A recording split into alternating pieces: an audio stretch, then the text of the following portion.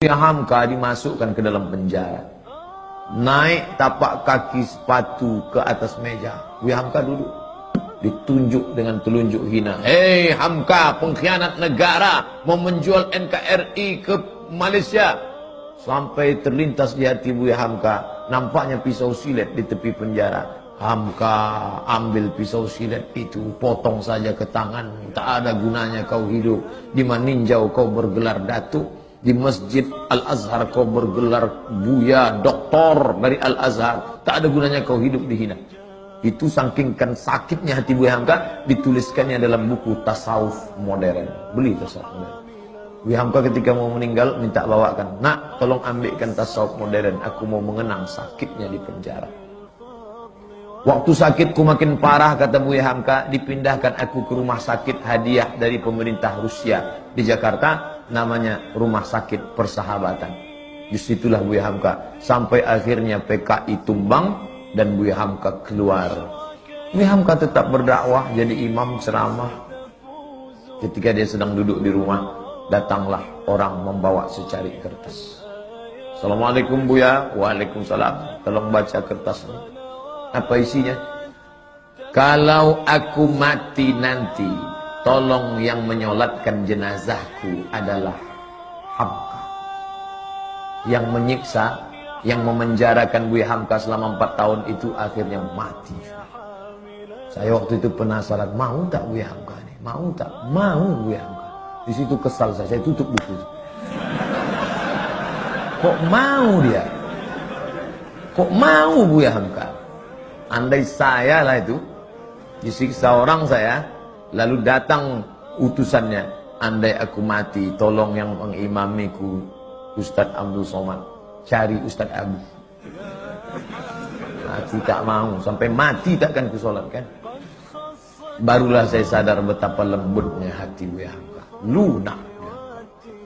Dia tak pernah di Al-Azhar, sekalipun dia tak pernah Azhar, tapi Al-Azhar memanggil dia, memberi dia gelar doktor. Tak pernah kuliah di Azhar. Ustadz Somad 4 tahun di Azhar, balik LC. Sadar diri, aku tak selevel. Hamka luar biasa. Difitnah, bersebar info seluruh Indonesia bahwa Hamka plagiator.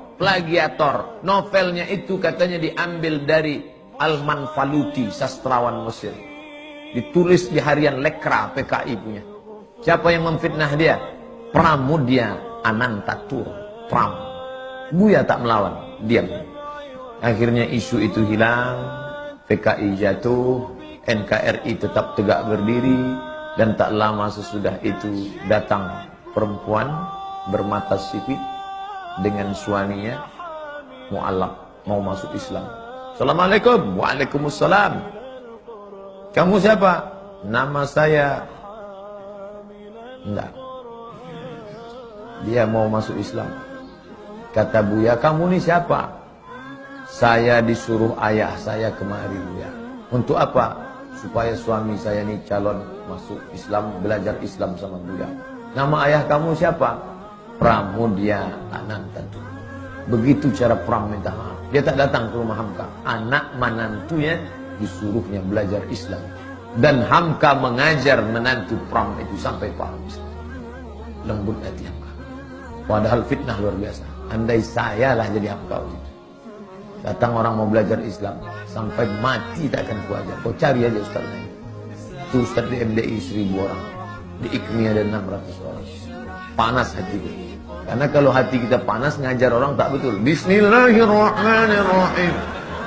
Kita marah. Tapi ternyata marah Hamka itu melebur bersama apa? Maaf, tak berkesan. Kalau masih berkesan, berbekas, bukan maaf. Saya maafkan dia Pak Ustaz, tapi untuk datang ke rumahnya rasanya 2030 lah Pak Ustaz. Itu belum maaf. Tak ada contoh. Nanti kalau saya sebutkan Nabi, orang, itu kan Nabi. Saya sebutkan Abu Bakar, itu kan Abu Bakar. Mana orang kita? Hamka, kurang awak bana dari Maninjau.